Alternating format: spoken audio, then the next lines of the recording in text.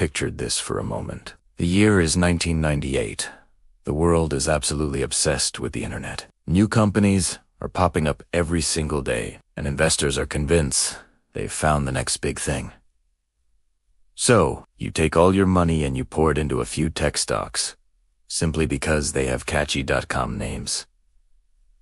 For a couple of years, it works. Your profits climb day after day, and people are calling you a genius until the year 2000 arrives.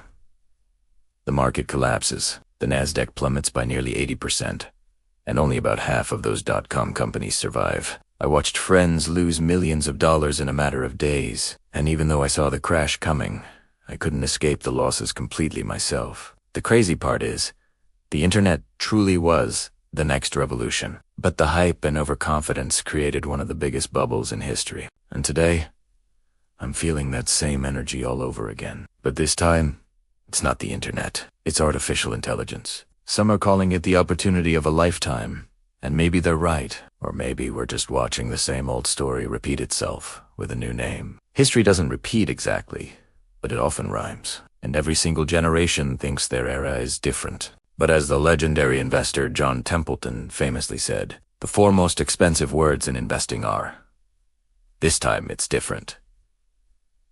So, is it really different this time? More than 7 million of you started investing because of my content, and I feel a deep responsibility to be completely honest with you. Before you panic, let's look at the 3 hidden forces driving this potential bubble, why they matter, and most importantly, how you can benefit from this situation instead of getting hurt. Let's start with the first hidden force, the AI arms race.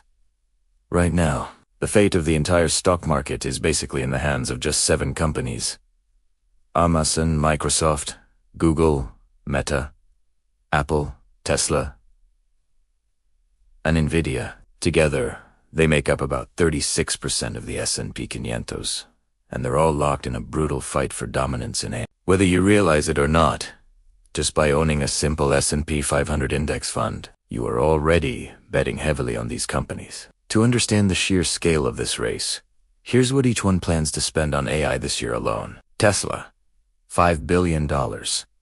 Apple, almost $11 billion. Meta, $60 billion. Google, $75 billion.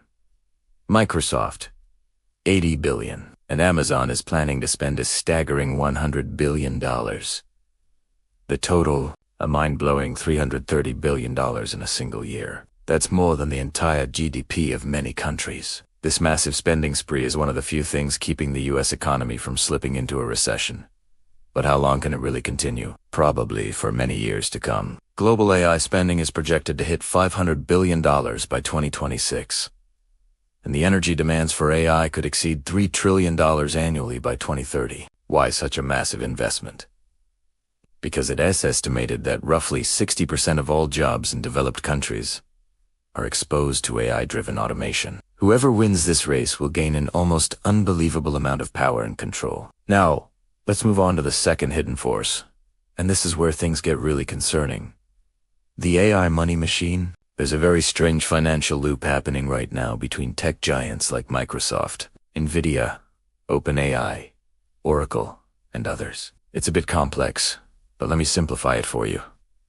Microsoft invests billions into Then, OpenAI uses that money to pay Microsoft for using its data centers. Microsoft then takes that money and uses it to buy HIN chips from Nvidia. And then, Nvidia takes a portion of its profits and invests it back into other AI companies, including and the cycle repeats. Each company in this loop records this circular flow of cash as revenue, which pushes their stock valuations higher and higher. It's kind of like if I paid you $1,000 to dig a hole, and then you turned around and paid me $1,000 to fill that same hole back in. Afterwards, we both get to report $1,000 in revenue on our financial statements. It looks great on paper, but no real value was created. The problem is, this is happening at an insane scale.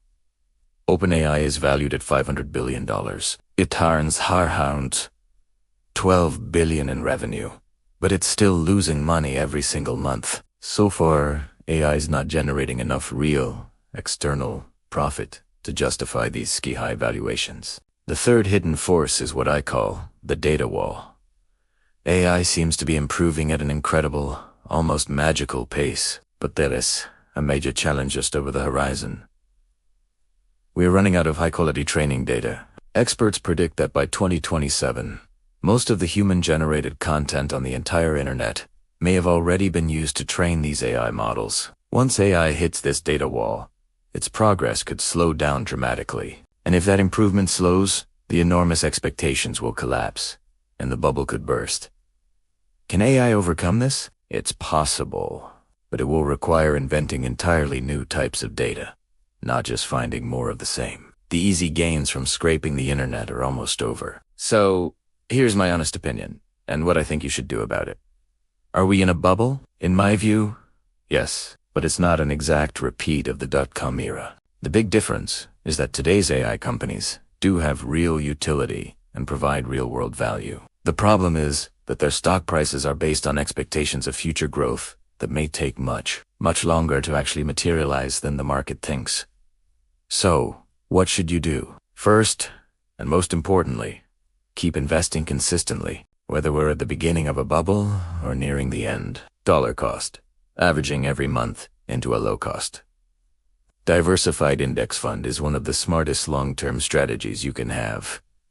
Don't try to time the market. Second, focus on increasing your income. The more money you can invest, especially during market downturns when assets are cheap, the more you will profit later on when the market recovers. A market crash is a sale, and you want to have cash ready to go shopping.